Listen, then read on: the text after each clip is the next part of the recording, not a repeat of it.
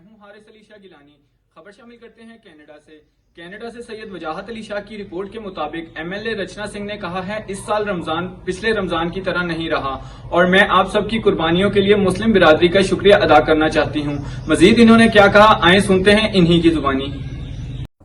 I would like to wish my Muslim brothers and sisters around the world celebrating the end of Ramadan.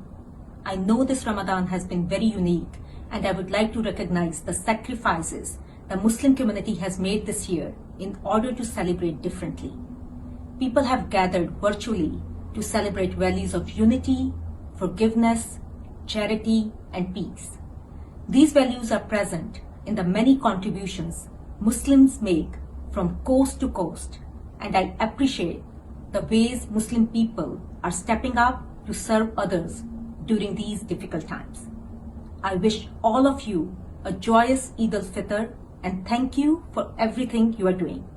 Eid Mubarak.